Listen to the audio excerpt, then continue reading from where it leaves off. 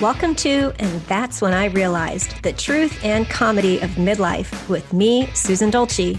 And me, Leone Dyer. We are two good friends navigating the twists and turns of that middle part of life, and we are laughing our way through it. Don't get us wrong, it's not all that funny all the time. There's so much we are unprepared for. Adult children, changing bodies, aging parents. We want you to know that you are not alone in these challenges. So sit back, get a front row seat as we share true life stories with a fresh perspective and just a pinch of irreverence.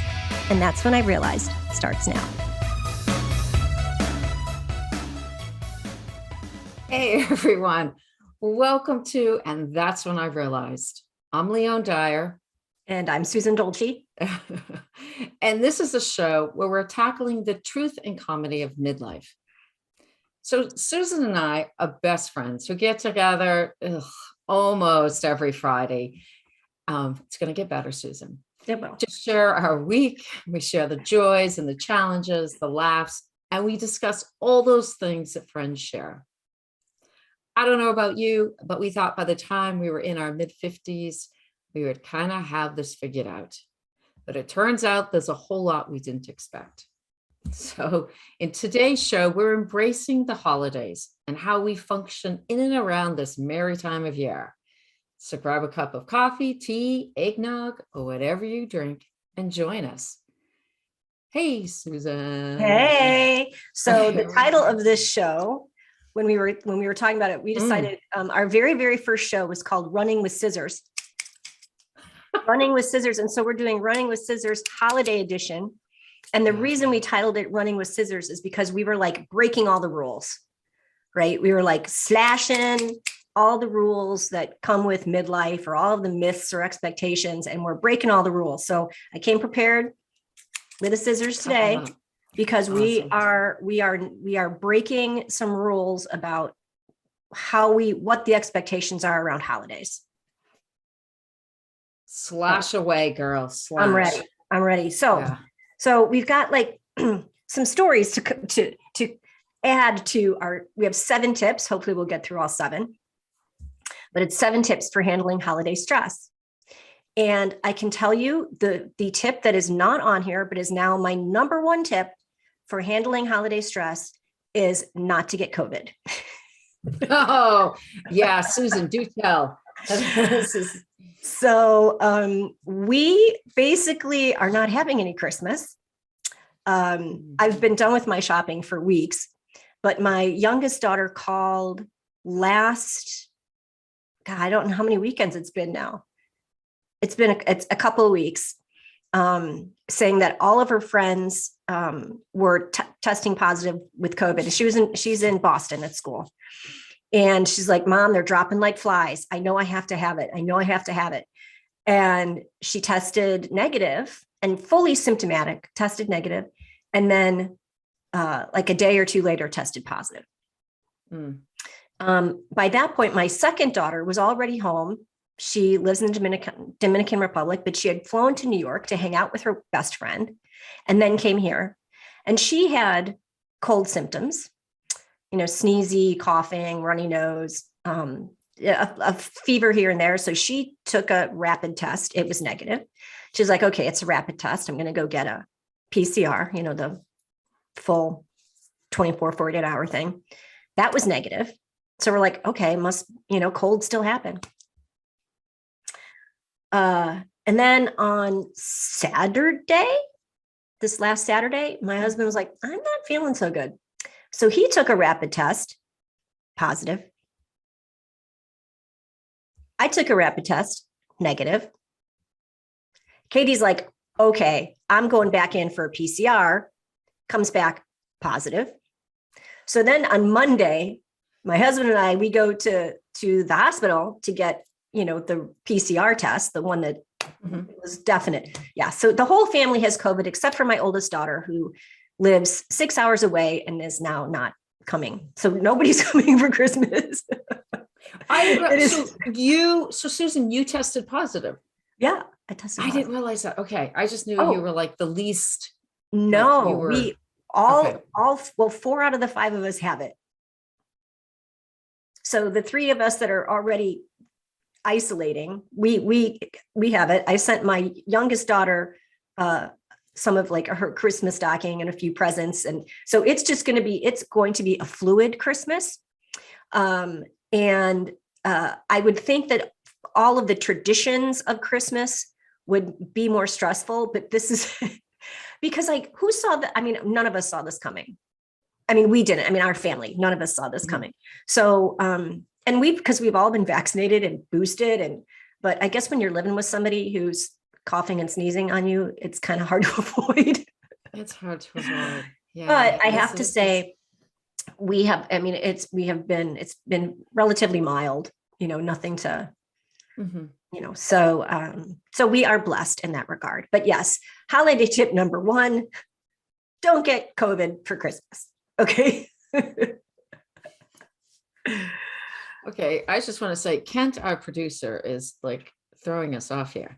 He's talk about stocking stuffers. He was in the middle of your COVID Christmas woes. Yeah. That would, not getting COVID, no getting, yeah. I can't even imagine right now. We, by the way, are not celebrating in a large family gathering like we usually do. Usually Christmas Eve at my house, which is, I don't know which number one, like this would fall under, but we have like 20 plus people usually in my house Christmas Eve or around that day. And yeah, we're not doing that this year. We didn't do it last year either. This is, I almost everybody that, and then you've mentioned this before too, to me, that like, I don't know if it was like, it's whatever variant, Omicron or whatever, but it's like kaboom, like everybody has it. Like all of people in different, like a friend in DC and a friend in San Diego and Boston. It's just like I feel like it was the weekend before Christmas explosion of COVID. So anyway, I just hope everybody, if you're out there like us and we're, trying to get through this with COVID, that you just take care of yourself, hydrate, rest, all of the things. And Christmas can always be a few days late. Or yeah. Anyway, the 7 tips traditionally start with setting your intention for the holiday. How do you want to feel as you move through December? Do you set intentions during the holiday season, Leone? I do. I usually has something about, with ease and grace, and it kind of like by the December 8th, it's gone. I'm now moving into something different. But yeah, because I do. So I get stressed. Yeah. Yeah. Because that's when the stress starts to kick in and you start to worry about getting things done. Yeah. For me though, I will say so first of all, I am in an apron. This is, if you were to come to my house, I didn't forget to take it off. That's what Dan's like, did you forget to take take it? I do a lot of cooking and a lot of baking, and that is, it's kind of a win-win. One, it's my anti-stressor. It's to kind of like lose myself in a recipe or in the cooking or in the and the eating. But it's also I give trays of food or to our neighbors and our family friends and stuff. So it kind of works out that way. It's a good thing. But so if you were to stop by my house, this is what I would, minus the hat, this is what I would be in, is my apron. And I have various different aprons. So yeah, this is it for me. I think the hat's adorable. I think thank you. It's just, yeah, after a while it gives you a headache. But I totally set the intention. And I will start by being organized, by listing what I'm going to make, like what recipes or what theme. Last year, I did a whole charcuterie board for like different things. This year, I went to an old fashioned. We're just doing old fashioned Christmas recipes, going old school. So I set the intention and I start out doing it, and it's just life happens. Like with, you know, like I don't have COVID in my house, but you know, there are other things happening. And then the plug gets pulled and down I go down the drain of that no return. Yeah. Well, and that kind of leads to like the second tip, which is simplify your priorities. So like I don't usually, I guess I have an intention to go into the season organized and not like don't let something like this, like getting COVID, throw me off the rails, right? Like it's like we're just going to roll with it. Whatever happens is going to happen. It's just we can do hard things. Thank you, Glennon Doyle. And we'll just, you know, whatever comes up, comes up. Like it's just like I always talk about that I'm a recovering perfectionist, and to not hang on to that. It has to be this, you know, this perfect setting, this perfect holiday to create lasting memories. Because that never happens. That's just so unrealistic, right? You're going to have to roll with it. Yeah. And so like, as far as like, for me, the simplifying priorities started a long time ago. And I just have to keep reminding myself of that when my kids were little. Like the making of the cookies, like it didn't have to be, made from scratch butter cookie.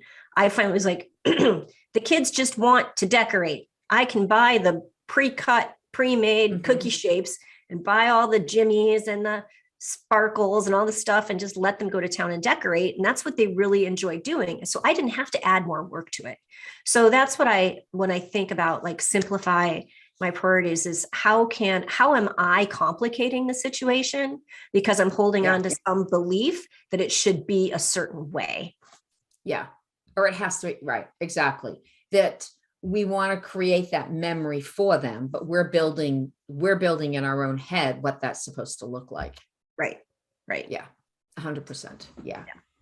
We're going to take, this is a good time to take a break because I need a sip of water because I'm coughing. Okay.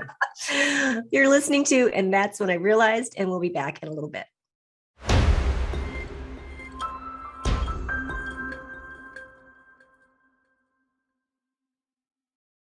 Hey, everybody. It's the most wonderful time of the year. Or is it? You're listening to, and that's when I realized. I'm Susan Dolci. I'm here with my co-host, Leone Dyer, and we are talking about 7 tips for handling holiday stress. Because this is can be crazy time of year for everybody. So we were talking about like the importance of intention setting, at the beginning, gosh, even, around Thanksgiving time, kind of just getting your perspective straight and then simplifying your priorities. And like my contribution to that was that I always looking for ways that I might be self-sabotaging myself by making things more complicated than they need to be, because I wanted to, like I said, I have some belief that I'm hanging on to that in order for it to be right or festive or whatever, it has to be a certain way. And that's just, yeah. I was just thinking, I've tried to simplify some of the traditions that we have just within our family, the kids and my husband and I. And it's sometimes when I start to take something away, my kids are adults. Mm-hmm. They revolt. Like, no, we have to have that. What do you mean? It's like, like, give me an example. So, Christmas morning, Christmas morning breakfast. Well, okay. First of all, Christmas at my house, because when I was growing up, we would get up, we would have Christmas, and then we'd go to my grandparents' house. And then we'd have to race back home because then my aunt and her family would come and we would have Christmas with my grandmother. Mm-hmm. So we were like zip, zip, zip all over the place. And we never really got to sit and just enjoy unwrapping the gifts or hanging out with our cousins. And so when we had our own kids, and we got to a point where, well, no, we're spending Christmas in our own house, And so Christmas was pajama day only. Like, we didn't really get dressed. And in the morning, we would have breakfast was a big meal. Like, that was our big meal. And it kind of would wean down at that point. And so when I try to take things away, like when I said, you know what, this year, let's not have, a big breakfast, or let's just do a buffet. No, they want me to set the table the night before and decorate it the way I do. And when they come downstairs, the stockings are all filled and the Christmas table is set. And these are adult children. These are my adult children. But there's something, I mean, they crave that. Yeah. And I think it brings them back to the center of it's going to be okay, regardless of whatever show it was, the rest of the year, this is the one day that we can be okay. And, I mean, for the most part, other than one Christmas that we still laugh about, we couldn't at that moment. My daughter had a complete meltdown. And she was like 16 when she had it. Other than that, it's pretty much been, every Christmas has been amazing. So even when I try to downsize, sometimes my kids are like, no, or even my husband, there are things that my husband's like, no, what do you mean we're not going to do that? Yeah. So, yeah. Yeah. One of the traditions we have, I had when I was a kid too, was an Advent calendar. And in the Swedish tradition, which I grew up in, it was a lot more elaborate than just the cardboard boxes with the chocolates every day. It was a calendar where a gift or some little treat was tied onto every single day. And so I did that for all 3 kids, 24 days. That was a lot of work when they were little. And it got to the point where they, when they were like teenagers, like they never wanted me to stop doing it, but they'd be like, oh, okay, thanks. Or like, oh, I got a blah, blah. And I'm like, I'm so done with this. Like, this is so much work. And you guys are not appreciating the work that goes into this. That's why I always talk about when we do stuff like this, it just creates resentment when we try and be, a perfectionist in some of these areas. But so I said the following Christmas, I'm not doing it anymore. And they're like, what? I'm like, no. I mean, pardon me. In the Swedish tradition, it's jultomte brings a treat every day. And jultomte is like Santa's helper. And I said, yeah, jultomte is not coming to our house anymore. And they're like, what?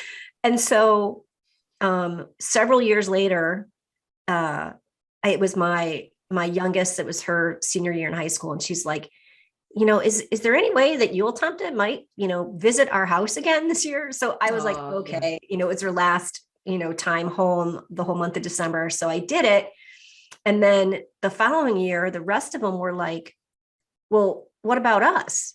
So when they would come in from school or work, like wherever they were living, I would have to have bags from however many days that they were there up until like the, Christmas Eve or a Christmas Day. So I mean, these are my adult kids who still, even if it's a little candy, they're like, ah, right. Yeah.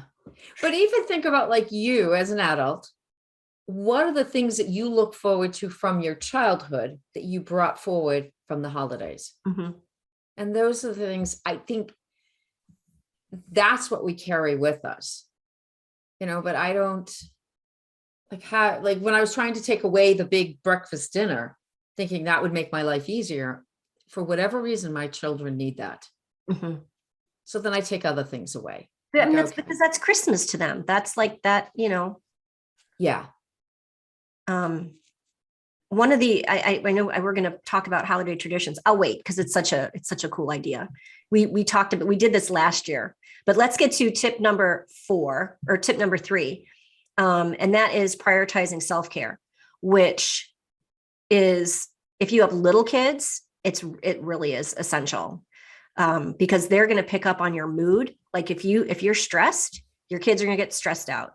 If you are, if you are not like engaged, if you are not present in your mind and your body and your soul, all of that's going to send your kids into a tizzy. They pick up on that more than they pick up on your words. So by prioritizing self-care, taking that time to do even the little things that, feed your soul, whether it's, a hot bath or reading a book for a little bit, or just making yourself some really good, healthy food, going to bed on time. It doesn't have to be, going out for a massage or anything expensive or fancy. It's just, what do I need in this moment to make me feel calm and cared for? Because ultimately, we're the only ones who are going to take care of ourselves. And if you're not doing it for yourself, nobody's going to do it for you. What do you do for self-care? Just I put a lot of lotion on my hands. Because when you have COVID, you're washing them all the time. No, but in the wintertime, it's even that. It's taking the time to put lotion on my feet and my hands before I go to bed, or points during the day. I like to, I take the time for my skincare. I don't let that, be like, oh, I'm so tired, I don't want to bother with that. Because there are times where it's like, oh, you doze off on the sofa or whatever and don't want to wake up, but I still try and prioritize my skincare. I shower. That's a good thing. Well, when you have little kids, remember those days where it's like you're around, and you like, you might, get a shower in, but you didn't wash your hair, or you're just scrambling. So I just, taking the time to take care of my body. And I like the quiet time in the morning. Yeah, that's my thing, is taking the time. Even when my kids were little, I would get up a little bit earlier than I needed to just sit, have that cup of coffee and just sit. And now that it's dark here, it's by 4 p.m. it's dark, and just the time zone we live in and the time of the year. And so it's nice in the morning that the lights are on, and just to sit. I don't turn the lights on in the house, just the lights on the tree, and the outside lights are on. It's a peaceful time. And then slowly the house wakes up. So for me, that's still my self-care. Yeah, I love that. That's what we kind of do too. I have a ridiculous amount of Christmas trees.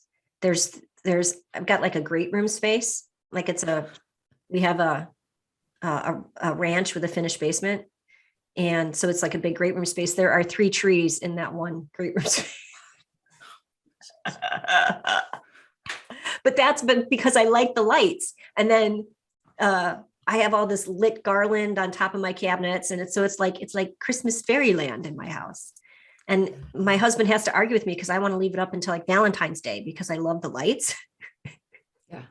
And he's like, no, it's time to take it down. Okay. Tip number 4, because we're coming up on another break in a bit, but, I've said this earlier, but let go of the perfectionist in you. Your kids crave your presence, not your idea of the perfect Christmas. And when I say kids, that means your adult kids too. Yeah. Yeah. And I think it's important to, regardless of their age, or even if you don't have children, even your relatives, whoever you're spending the holidays with, what is it that they want? Like, what do they want? And I think we get so hung up on our ideas of what we think is going to make them happy or what they want, that we lose track, and we want to make it perfect. So, I've definitely killed myself by redoing things and staying up until 2 a.m. making things perfect. And then nobody noticed. Nobody notices. Nope. Nobody noticed. They just know. And I want to go back to the self-care of taking care of you, because if your young children know, or your children, and then today's, how we live, so many people are sensitive to other people's emotions.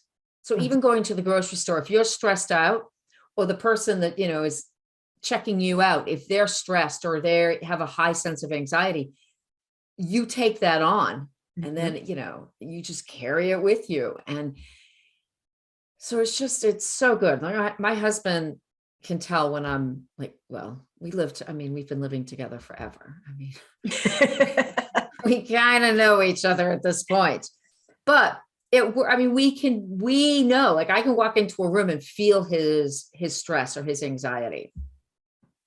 So I think,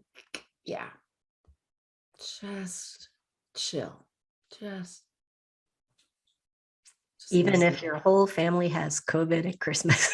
COVID at Christmas. That's going to be a Hallmark movie next year. It's not the whole family yet. No, I shouldn't say that. One child who she works remotely out of her apartment. So she doesn't really interact anyway. So she's somebody coming in bubble wrap when she comes to visit. Yeah, well, she's probably not going to let us come and paint her house until we test negative or whatever. But anyway. Yeah. All right. We are talking about tips to manage holiday stress today. We are going to take another quick break. You're listening to And That's When I Realized, and we'll be right back.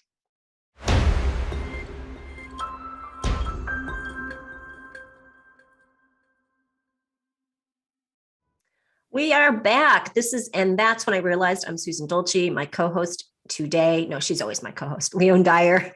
We're talking about tips for handling holiday stress. I'm going to apologize in advance if I sound like I am sucking on a cough drop, because I am, but I think it's better than me coughing into the microphone.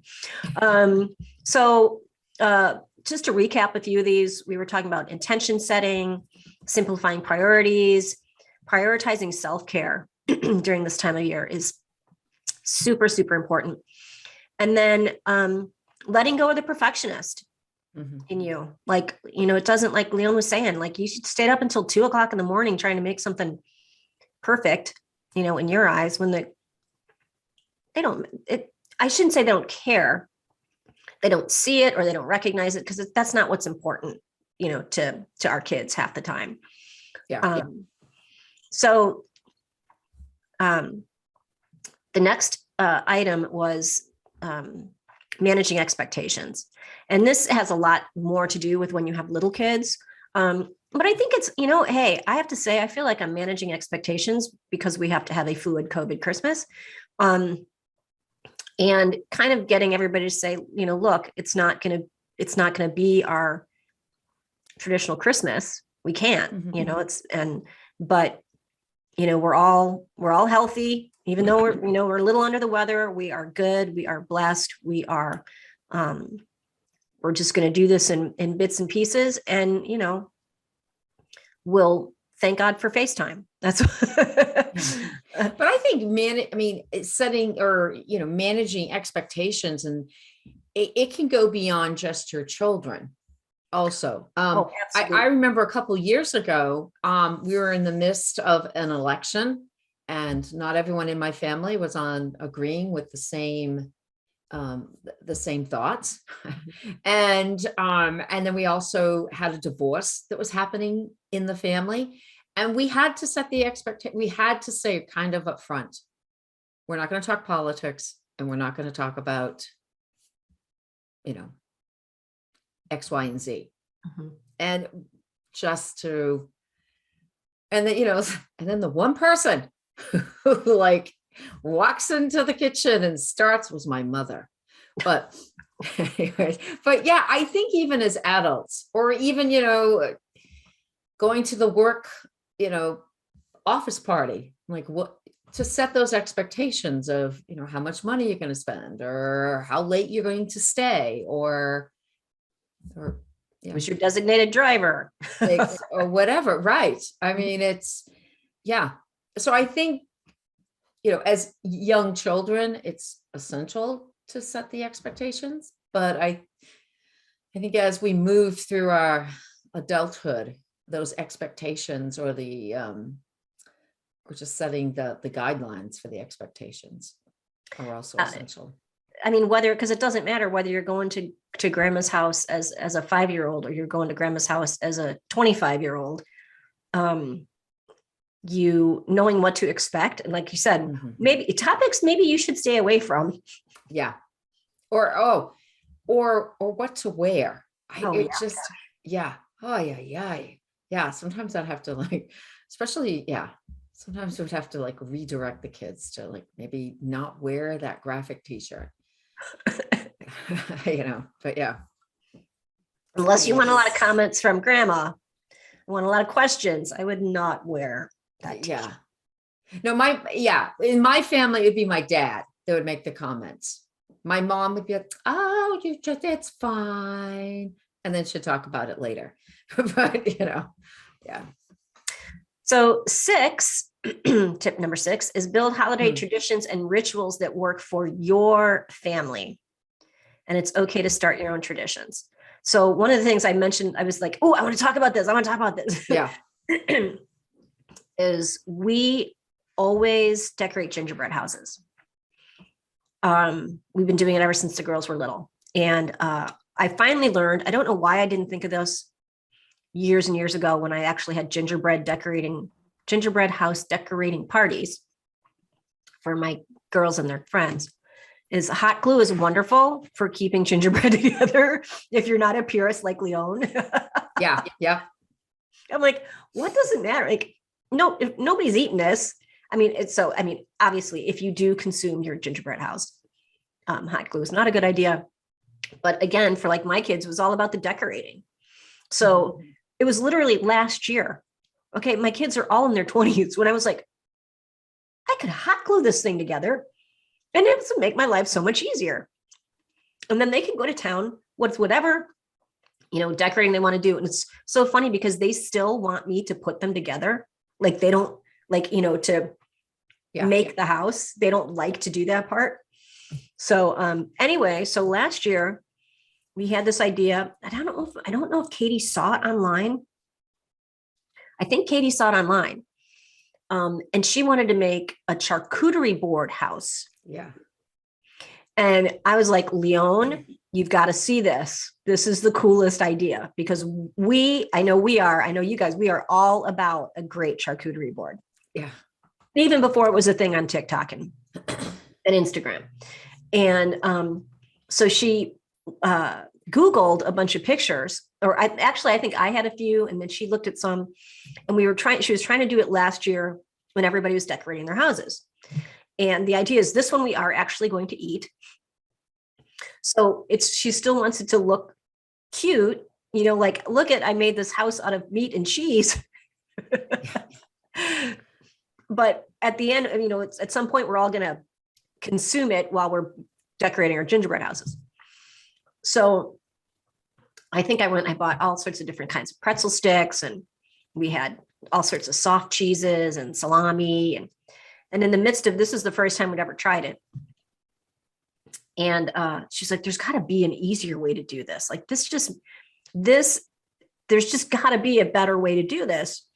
Because, when you do gingerbread, you've got the cookie. And so you've got everything is structured and you're basically just decorating it. Building the structure out of something that was edible that we'd want to eat with all these other things was actually quite complicated. And she said, it might've been my idea.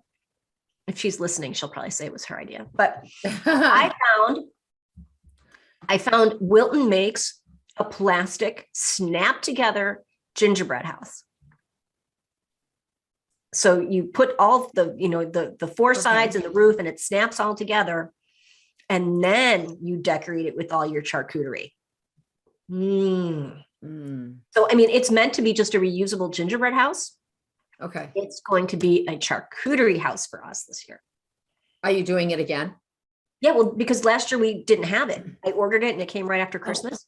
So okay. Doing it for the first time, which means like now I got to get more creative with like piping bags and stuff. But again, Susan, do not self-sabotage by trying to make it. Right. It's Katie's thing, not my thing. We come from a family, or my husband and the kids, from a family of engineers. So each year, like it would start off as traditional houses. And then the kids would start with the graph paper and create their house. And then we would make the dough and roll it out and bake it and get it, and I have to say there was so much learning and education and trial and error from the very beginning to the last, little piece of candy that was put down. And so some years we have themes like a sea, like an ocean theme or something. It was just, yeah. So we do the whole thing. I mean, we do it, and then At what point do you eat them? Sometimes Dan would walk around and eat the backs of the so you wouldn't see it. I love it. It's like not hanging ornaments on the back of the tree because nobody can see him. So he would, right. But yeah, okay. Yeah. But we do, we kind of go all in. And that's that's one of the traditions. So talking, going through the 7 tips, that was one of the things the kids said, how about not this year? Okay. And I know there was a part where I'm like, what do you mean? Not that's our tradition. But they're like, yeah, and they were busy and they didn't want to come up with the idea. And so, I'm kind of sad, but in another way, I'm like, all right, we're letting it go. We're letting it go. Well, I mean, that's the thing. I mean, I think really that's the key, especially as we, grow into, like having adult children, that is, you just got to be flexible. You have to be, they start getting married, they got boyfriends, they got girlfriends, they're, you don't know, Mm-hmm. you have to be flexible and allow it to turn into or morph into whatever version of the holiday looks like. Because the last thing I want to be is that mom who's like, you must be at my house on Christmas Eve, or you must be at my house on Christmas Day. I mean, that just is not a way to or to hold that, or if it didn't work out the way you thought it was supposed to on Christmas Day or Christmas Eve or whatever, to hold that grudge through. I have, unfortunately, I know people who can do that. Yeah. That's a tough one. Yeah. Let it go. Let it go. Let it go. All right. We're going to take one more quick break. You're listening to, and that's when I realized, Running with Scissors Holiday Edition, and we'll be right back.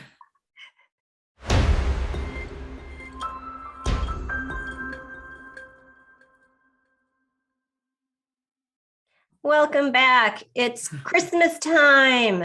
It's our last show for 2021. I can't believe it's going to be 2022. We're also guest hosting for Dr. Pat on the 3rd at January 3rd, 2:00. Sure. Eastern time. Anyway, don't just go to Transformation Talk Radio, look it up. We'll be there. Yeah. But this is the last show for 2021 and that's when I realized, and we're talking about tips for handling holiday stress.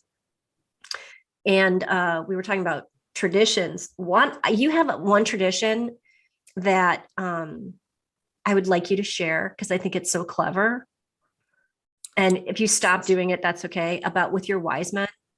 Oh, sure. No. Yeah.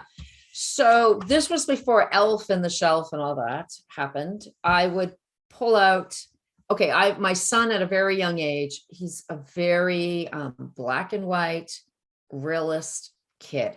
I think he was 3. We were setting up the whole manger scene, and he was questioning why the shepherds were there at that time. He knew that the storyline didn't match. Something's chronologically off here. Right. Which gave me the idea. So I would set up pieces on wherever the manger was going to happen. And then slowly, Mary and Joseph would make their way in an orderly fashion, down the hallway or down the stairs to the manger scene. However, the 3 wise men would show up anywhere in the house. And it was every day they would kind of look for them. Sometimes they were together. Sometimes well, first, I think they all started apart, and then slowly the three would be together, and they would be in the freezer, or, one time they were in the shower, and, or they were sitting behind the couch, but the kids would go and look for them, and they make their way to the manger. And Mary and Joseph appear like a week before. Baby Jesus doesn't appear until Christmas Eve. And then the three wise men come the day after Christmas. Not quite the same, it's not, if we're going real, timeline, there's a, few holes in my theory, but it was a fun tradition. Then Elf on the Shelf came, and my kids were like, oh, we want that instead. But I'll tell you, if you grew up getting a treat every single day for 24 days, Elf on a Shelf is nothing. You're kidding. yeah, You're like, Elf on a Shelf. So I get to go fight. What does it give me? Candy every day? Does it give me special treats? What's the point of that? No, right. You got to get on board with you got to come do the Swedish thing and have Yule to come and leave you goodies every single day.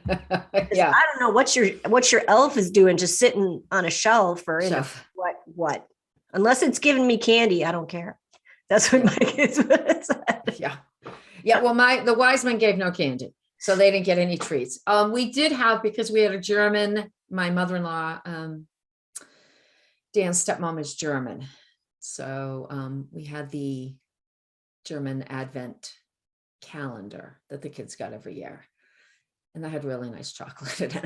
So they would get the little chocolate pieces. And then, but that's our little tradition that we did. Yeah, I think that, but obviously you don't, now that the kids are grown, they don't live with you. You're not, everybody shows up at the manger all at the same time. This year, and just because, going through our tips this year, because of everything that's happening, my husband had surgery and I'm doing everything. It's very sparse this year, but that's okay. Which brings us, tip number 7 is probably my favorite one of all, and it's okay to say no to whatever.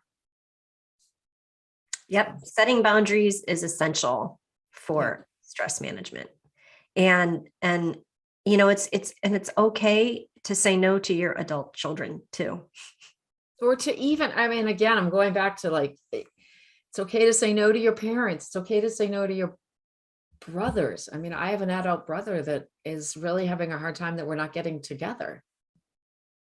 And we're not getting together because you just had COVID. And, so it's okay to say no. It is.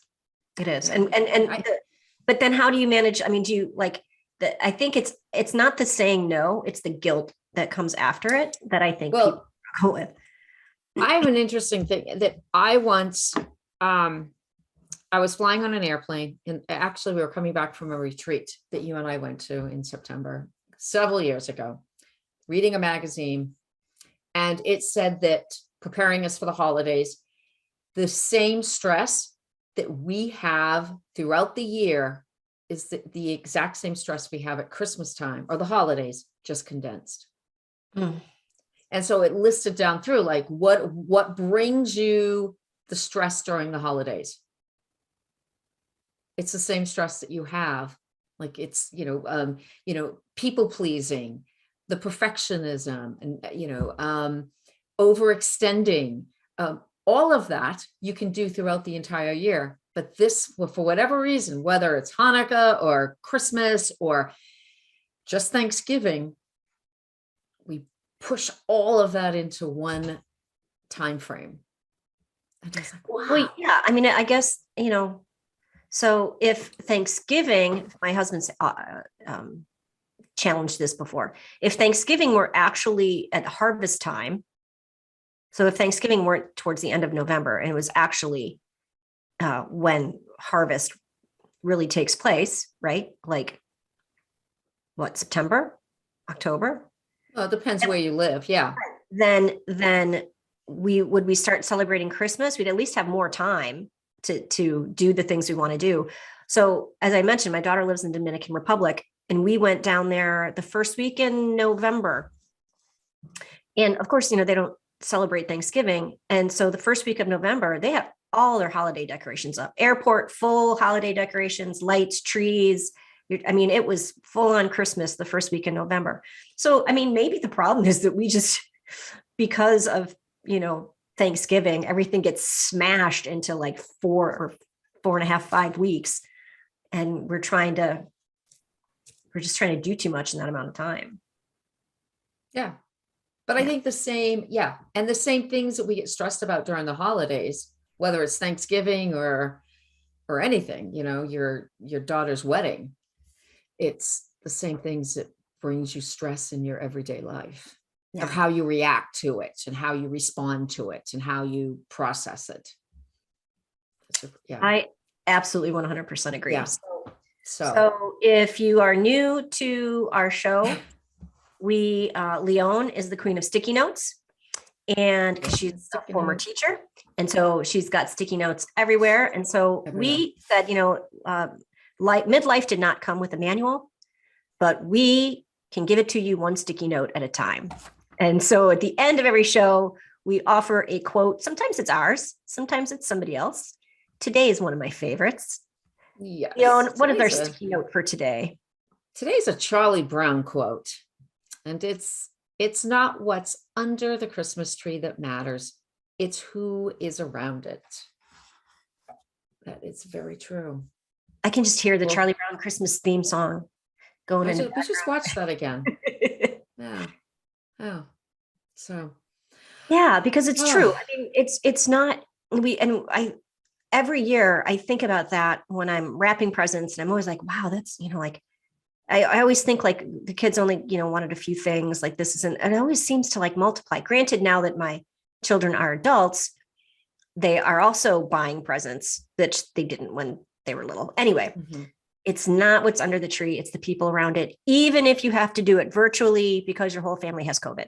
So we are going to have a virtual family Christmas this year.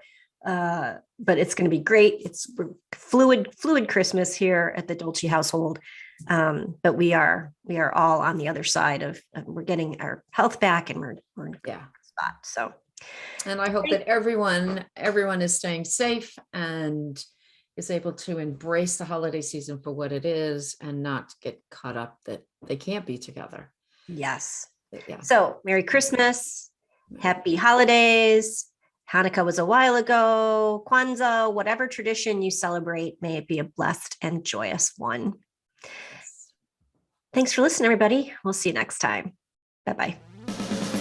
Thanks for being here with us today on And That's When I Realized. We are here to shed some light on the misconceptions around midlife by sharing real-life stories and a fresh perspective. Look, we know it's not easy, but change is constant and inevitable. Let's explore what it means to move through challenges with a dose of humor and embrace each challenge, each new discovery with a higher sense of understanding. We hope you heard something today that made you laugh and recognize the truth and comedy of midlife. See you next time.